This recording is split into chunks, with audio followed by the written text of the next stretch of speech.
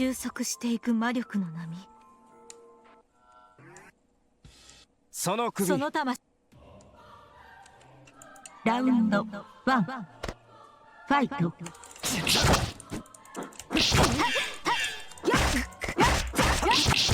飽きないな。正気か。そろそろ行くか。負けません。逃がしません。よっと。遅い。飽きないな。貴様。そろそろ行くか。カポエラ。待て待て。眠い。遅い。手加減できませんからね。こんなところですか。You win。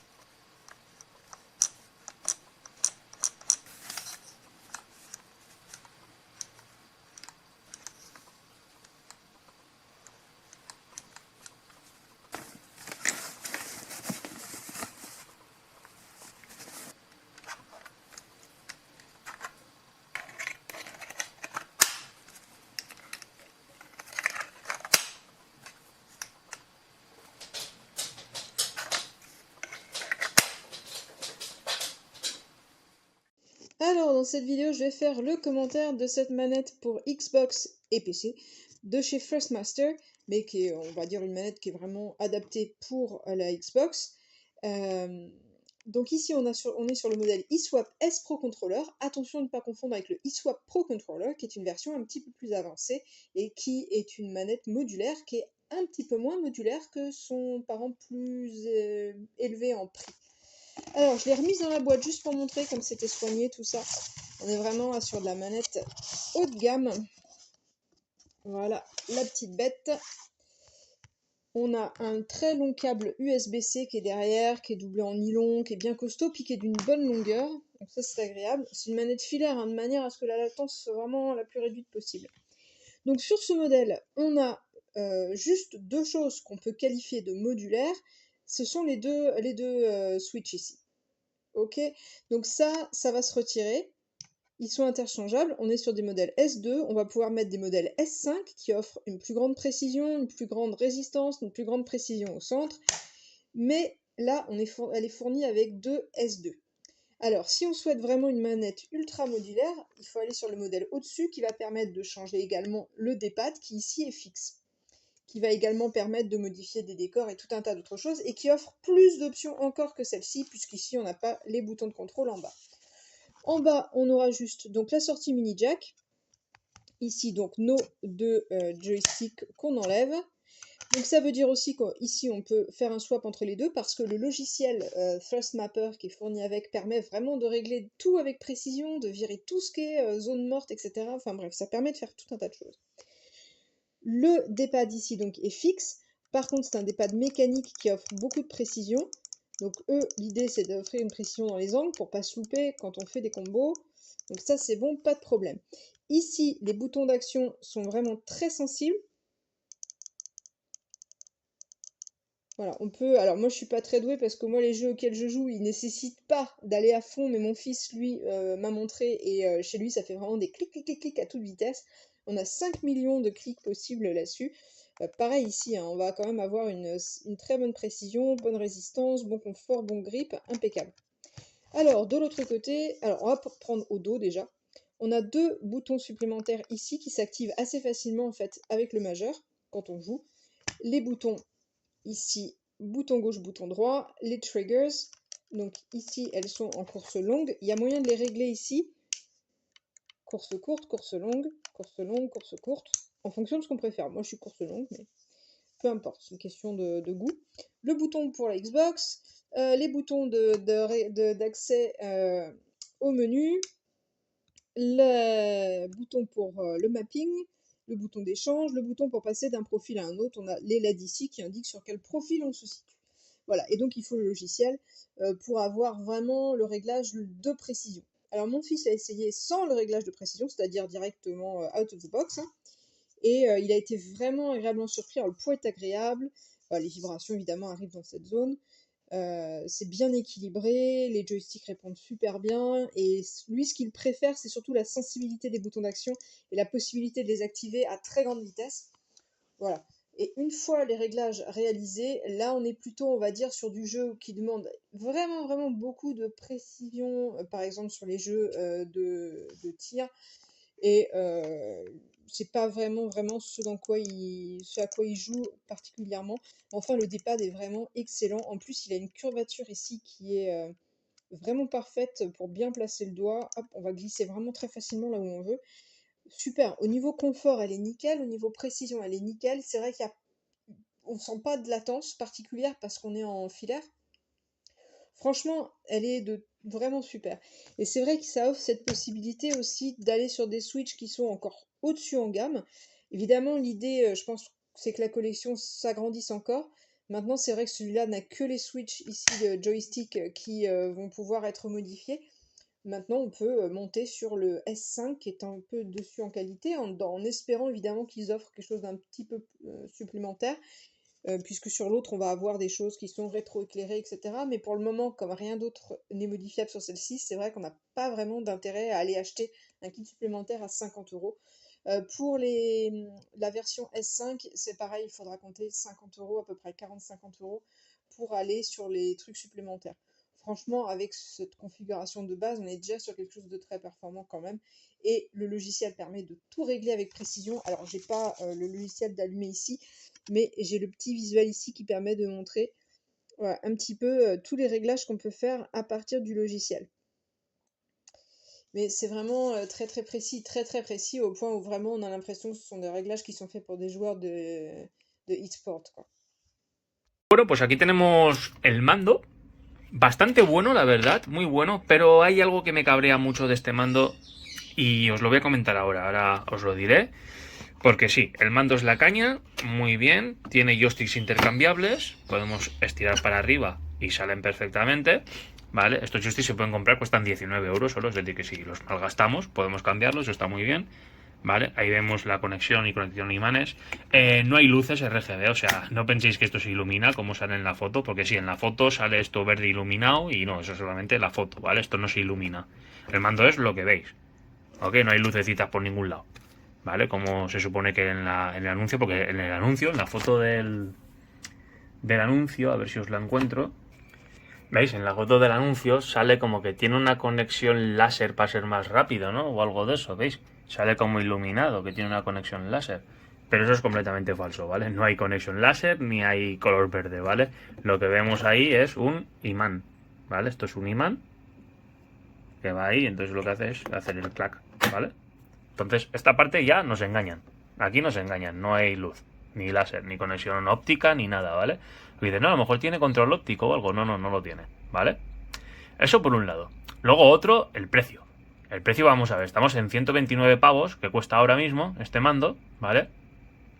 Por 129 pavos es un mando que sí cumple bastantes cosas. Es decir, cumple el hecho de que tiene botones, escuchar, mecánicos. ¿Lo escucháis? ¿Escucháis el tono de esos botones? Ok. Sí que hace eso, cumple con esa parte. Ok. Es muy rápido, muy versátil, tiene la tecla tras macros y tal, pero es que por este precio los hay mejores mandos. Los hay mejores. ¿Por qué los hay mejores? Os lo voy a decir. Pese a que tiene salida de audio, pese a que es mecánico, pese a que podemos cambiar esto, etcétera, etcétera, no tiene modo inalámbrico. O sea, es 100% cable, no te da la opción de inalámbrico. Ya entendemos que es un mando profesional, sí. Para dedicados a juegos profesionales, sí. Y que para no tener latencia en los juegos profesionales se utiliza cable, sí. Pero aún así, el modo inalámbrico, hay en ocasiones en el que es necesario utilizarlo, pues porque no puedas conectar un cable en ese momento, cualquier cosa, o sea, es decir, por el precio que tiene. Sí, no, es que no le vamos a poner un modo inalámbrico porque entonces tiene un poco de lag y ya no es profesional. No, todo eso son excusas. Si no quieres tener lag, lo enchufas. Y si no te importa en el juego que estés jugando tener un mínimo de lag que no pasa nada porque estés en un juego que no sea profesional, pues oye, puedes jugar en el modo inalámbrico mucho más cómodo, ¿ok? Si le hubiesen puesto batería interna. Pero no tiene batería interna. Ni tiene ninguna forma de poderle poner una batería, ¿ok? Entonces, claro. Mec, literal. ¿Vale? Podrían haberle puesto una batería interna. No, es que si no pesa más, el peso no sé qué, por la batería, no sé cuánto, tal, por ahorrar costos, no sé qué. Vamos a ver, cuesta 120 y pico pavos, ¿vale? Incluso uno de los más baratos, que es este otro que tengo yo por aquí, ¿vale? Incluso uno de los más baratos tiene para poner una batería, que aquí la tengo, la batería puesta, etcétera, ¿vale? Y la única diferencia entre esto y eso son los botones mecánicos, que estos botones son de mierda, son de plástico, ¿vale? Y que no tienes atrás la tecla macro, ¿vale? Entonces, bueno, sí, botones mecánicos y tal, pero que vuelvo a repetir, es que por este precio hay en el mercado, no puedo decir marcas, que si no, no me lo publican, pero hay en el mercado muchísimas opciones mejor, que son también inalámbricas y también cero latencia con el cable, ¿vale? Y que encima, si conectas el cable, se iluminan, y si está en modo inalámbrico, no se ilumina para mantener más energía, ¿ok? Entonces, hay mejores opciones. Que sí, que Trustmart es muy buena marca, etcétera, etcétera, pero de mi punto de vista, no. Mi punto de vista es un no rotundo, yo no. Ahí os lo dejo.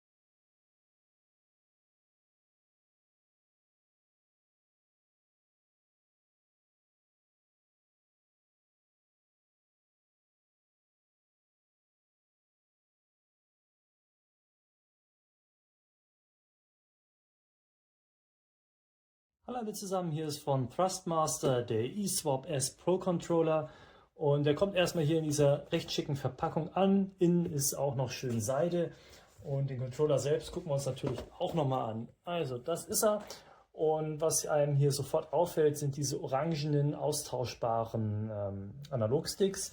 Da muss man hier hinten einfach das Ganze öffnen in die Richtung. Und schon kann man die hier rausziehen magnetisch, ganz einfach, und könnte die jederzeit austauschen. Also für Vielspieler vielleicht interessant, die sich nicht jedes Mal einen Controller kaufen müssen, wenn die Analogsticks den Geist aufgeben. Man kann die hier einfach austauschen. Ansonsten haben wir Standard-Layout hier bei den Knöpfen. Und bei den Knöpfen ist mir aufgefallen beim Spiel, man hört es, man hat hier so ein ganz leises Klicken, das heißt, es ist ein akustisches Feedback, aber man hat auch ein schönes haptisches Feedback, ähnlich wie bei mechanischen Tastaturen. Das machen viele andere, auch ähnlich teure, ja, wie soll ich sagen, Controller nicht ganz so gut meiner Meinung nach. Die sind nicht ganz so präzise wie hier diese. Dafür hört man es halt auch. Setzt sich hier beim Kreuz fort, wobei das Kreuz, man sieht es, so ein ganz bisschen Spielraum schon hat. Ansonsten haben wir hier Extra-Tasten, Map steht hier drauf, also das kann man tatsächlich verwenden, um zum Beispiel die Karte zu öffnen oder bei Diablo ja auch die Karte zu öffnen oder das Inventar. Hier haben wir auch noch Extra-Tasten, die man programmieren kann in der App und hier oben ebenfalls. Die Schultertasten hier sind ebenfalls sehr, sehr leichtgängig, laufen aber nicht ganz so weit runter, wenn man sich das hier anguckt, wie vergleichbare. Also hier ist dann Schluss, man hat nicht ganz so viel ja, Spiel wie bei anderen Controllern. Dafür sind diese Tasten hier ebenfalls, die klicken, man hört es, sehr, sehr sauber. Hier unten haben wir dann noch zwei Extra-Tasten, die 1 und die 2, die man eben hier recht einfach mit den Mittelfingern bedienen könnte, wenn man das möchte. Und so liegt der perfekt in der Hand, orientiert sich ja an vielen anderen Standard-Layouts und funktioniert hervorragend. Ich habe das, wie gesagt, in Action-RPG-Spielen verwendet, ich habe das in Flugsimulatoren verwendet und in Rennspielen. Und ich muss sagen, diese hohe Präzision ist natürlich gigantisch, gerade wenn man so eine Flugsimulation hat. Das macht dann schon Spaß. Einzige, was man beachten muss bei diesem Controller ist, dass er eben kabelgebunden ist. Hier gibt es keine Möglichkeit, das Ganze über Bluetooth oder Funk zu verbinden. Das Kabel, was mitgeliefert wird, ist schön lang, also bestimmt 2 Meter. Er hat ein Nylongeflecht und wirkt nicht nur optisch, sondern auch haptisch sehr gut, sodass man mit diesem Controller sicher lange Spaß haben wird.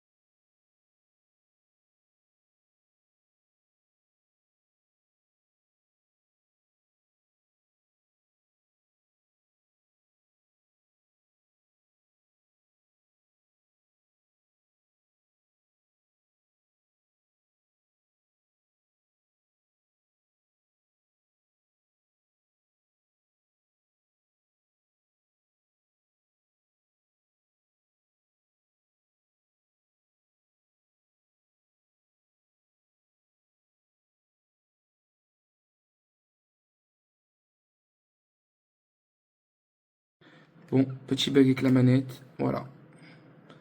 On voit bien la manette, les zones mortes sont bien réglées. Et ça fait ça dans tous les jeux à peu près. Et en termes de configuration sur la manette, voilà ce que ça me fait. Pourtant, les modules sont bien placés, quoi. Les deux sont bien placés. Je fais ça. Je les remets. J'ai des gros bugs. Voilà. Ça fait ça tout le temps. Pourtant, mes sticks, ils sont en 5 et en 2. Quoi que je fasse, ça veut rien faire.